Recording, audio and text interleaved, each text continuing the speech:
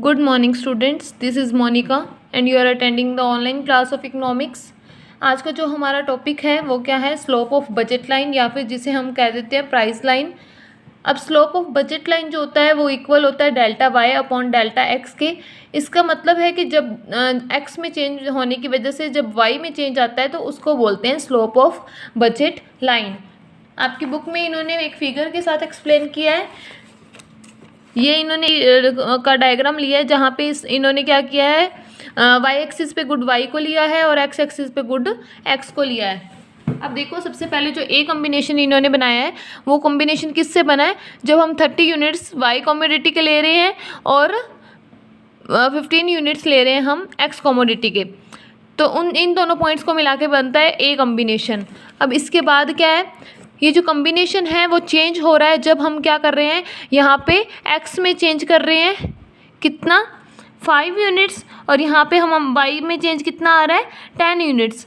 जब वाई में चेंज करने की वजह से एक्स में चेंज आया है तो उसे बोलते हैं हम स्लोप ऑफ बजट लाइन। देखो यहाँ पे क्या हुआ है, गुड वाई जो है वो 30 से शिफ्ट होके कहाँ पे आ गई 20 पे, और यहाँ पे जो एक्स एक्सिस पे यहाँ पे पहले हम कंज्यूम कर रहे थे इतनी क्वांटिटी 15 यूनिट्स कर रहे थे, अब कितने कर रहे हैं 20 करने हैं, मतलब इंक्रीज़ हो गया। और यहाँ पे जो वाई है इसका क्या हो गया, डिक्रीज़ हो गया, 30 से 20 आ गया ना वाई, और जो हमारा एक्स है वो 15 से 20 चला गया। मतलब कि जो चेंज इन एक्स में होने की वजह से चेंज इन वाई में जो चेंजेस आते हैं उसे बोलते हैं हम स्लोप ऑफ बजट लाइन। अब देखो इन्होंने आगे क्या एक्सप्लेन किया कि जो स्लोप ऑफ प्राइस लाइन है या फिर बजट लाइन है, इसमें हमें चेंज इन वाई आया है 10 और चेंज इन एक्स आया है 5। एक्स में 5 चेंज आने की वजह से वाई में कितना चेंज आया है 10। अब इसे हम सॉल्व करेंगे तो आंसर आएगा 2, मतलब कि हमारा स्लोप ऑफ बजट लाइन जो आया है वो कितना आया है 2। अब ये 2 क्या रिप्रेजेंट करता है कि जैसे जैसे हम क्या करेंगे, गुड एक्स की ज़्यादा कॉमोडिटी को यूनिट्स को कंज्यूम करेंगे तो कंज्यूमर को क्या करना होगा, गुड वाई के 2 यूनिट्स को सेक्रीफाइस करना होगा कि अगर वो 2 यूनिट्स गुड वाई के लूज़ करता है तभी वो क्या कर सकता है, 1 यूनिट एक्स्ट्रा गुड एक्स का कंज्यूम कर सकता है। तो जो प्राइस है गुड एक्स का वो हमने किस फॉर्म में एक्सप्रेस किया है, जो सेक्रीफाइस हुआ है गुड वाई में हर एक एडिशनल यूनिट को गुड एक्स के कंज्यूम करने पे। अब इसे उल्टा भी लिख सकते हैं हम, P x upon P y is equal to change in y upon change in x, कि मतलब कि हाँ यहाँ हम दोनों के प्राइजेस ले लेंगे और उसे इक्वल रख देंगे स्लोप ऑफ बजट लाइन के। अब इन्होंने नीचे एक ये जो रेड लाइंस में इन्होंने कुछ इंपॉर्टेंट नोट लिखा है, ये देखिए क्या लिखा है। इन्होंने कहा है कि ये चीज़ नोट करनी बहुत ज़रूरी है कि स्लोप ऑफ जो प्राइस लाइन होती है वो हमेशा कांस्टेंट रहती है। कांस्टेंट का मतलब जो भी लाइन हमेशा ये स्ट्रेट लाइन में ड्रॉ होगी ना, जिसका कर्व इस तरीके से होएगा, तो आप समझ लेना कि उसका जो स्लोप होता है वो हमेशा कॉन्स्टेंट होता है। इन्होंने आगे एक्सप्लेन भी किया है, simply because price line is a straight line, क्योंकि ये स्ट्रेट लाइन है और यहाँ पे जो स्ट्रेट लाइन होती है उसका स्लोप जो होता है हमेशा कांस्टेंट होता है। और ये प्राइस लाइन और स्ट्रेट लाइन सेम ही बात है। ये जो ड्रॉ की जाती है ये किस वजह से स्ट्रेट ड्रॉ होती है, क्योंकि जो प्राइजेस हैं गुड एक्स के और गुड वाई के हमें मार्केट में क्या दिए होते हैं, गिवन दिए होते हैं। जब भी हम बजट लाइन ड्रॉ करते हैं तो ये एज्यूम करके चलते हैं कि हमारे गुड एक्स और गुड वाई के जो प्राइजेस हैं हमें क्या दिए गए हैं, गिवन दिए गए हैं। नेक्स्ट क्या है कि बजट लाइन स्लोप्स डाउनवर्ड की होती है। जो हमारी बजट लाइन हम ड्रॉ करते हैं वो क्या होती है, डाउनवर्ड स्लोपिंग होती है ना, इस तरीके से ये क्या लेफ्ट टू राइट जाती है नीचे की तरफ, तो इसका मतलब है ये डाउनवर्ड स्लोपिंग होती है। और ये क्यों होती है वो देखिए, इन्होंने कहा है कि जो कंज्यूमर की इनकम जब गिवन है और प्राइजेस जो गुड एक्स के और वाई के गिवन है, तो कंज्यूमर क्या करता है, गुड एक्स की ज़्यादा कॉमोडिटी तभी ले सकता है जब वो गुड वाई को लेस कंज्यूम करे। मतलब कि उसे कॉम्बिनेशन सही बनाना पड़ेगा अगर उसने ज़्यादा सेटिस्फेक्शन लेनी है या फिर सेम लेवल ऑफ सेटिस्फेक्शन लेनी है डिफरेंट कॉम्बिनेशंस पे। तो ये एक रीज़न है कि बजट लाइन हमारी जो स्लोपिंग डाउनवर्ड क्यों होती है। नेक्स्ट है बजट लाइन कैन शिफ्ट।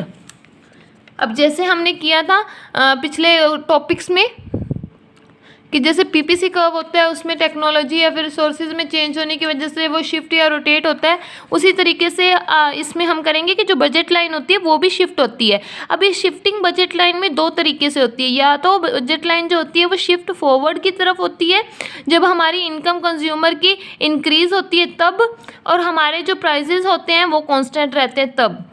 और बजट लाइन शिफ्ट बैकवर्ड कब करती है, जब हमारी इनकम जो है कंज्यूमर की डिक्रीज़ हो जाती है और हमारे प्राइजेस यहाँ पे भी क्या रहते हैं, कांस्टेंट रहते हैं। अब हम इसको न्यूमेरिकली सॉल्व करते हैं आगे।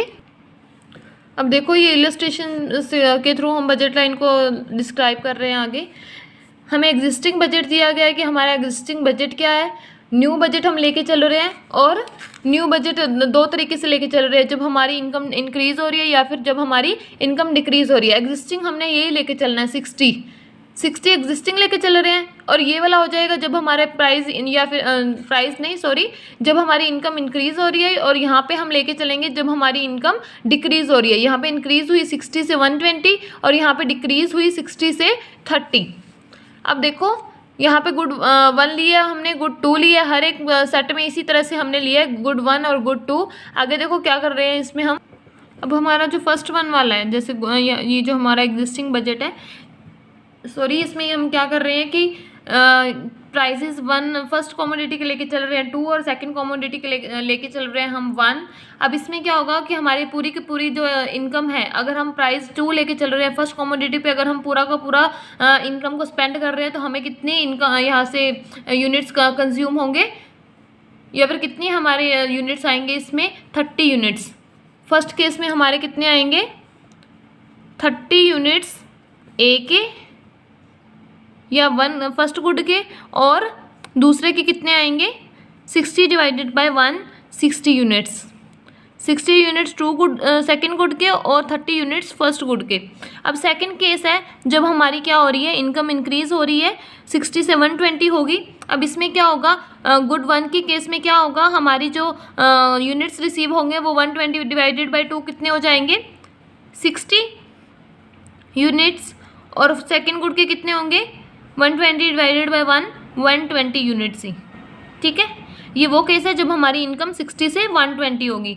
अब जो हमारा थर्ड केस है, थर्ड केस में क्या होगा, अब हमारी इनकम यहाँ पे कितनी है, 30 है, हमारी 60 से 30 होगी, मतलब कि कम होगी हमारी इनकम। अब 30 डिवाइडेड बाई 2 कितना होगा, थर्ड केस में जो फर्स्ट गुड के हम यूनिट्स कंज्यूम कर पाएंगे अपनी इनकम से वो सिर्फ 15 यूनिट्स हैं, और जो सेकंड गुड के कंज्यूम कर पाएंगे वो कितने हैं, 30 डिवाइडेड बाई 1 मतलब 30 यूनिट्स।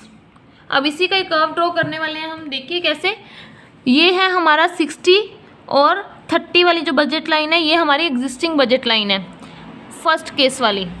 ठीक है, इसके बाद जो हमारी सेकंड बजट लाइन वाली है, जब हमारी इनकम इंक्रीज़ हो रही है तब हमारा जो कर्व है वो जो हमारी बजट लाइन का कर्व है वो कैसा होगा, 120 से जाएगा ये 60 की तरफ, मतलब कि कर्व हमारा जो है बजट लाइन का वो ऊपर की तरफ शिफ्ट हो जाएगा इनकम के इंक्रीज़ होने की वजह से। और यही कर्व जो हमारा बजट लाइन का कर्व है, जो एग्जिस्टिंग कर्व है, ये क्या हो जाएगा, नीचे की तरफ शिफ्ट हो जाएगा जब हमारी क्या है, इनकम जो है वो क्या हो रही है, डिक्रीज़ हो रही है।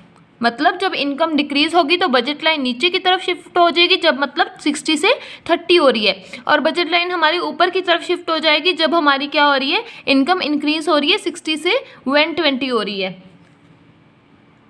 इसके बाद जो कंसेप्ट है वो क्या है, रोटेट का, कि बजट लाइन जो होती है वो रोटेट कब कब होती है। ये कंसेप्ट हम नेक्स्ट वीडियो में करेंगे, तब तक आप ये वाला जो टॉपिक है वो अच्छे से रिवाइज कर लेना। Thank you.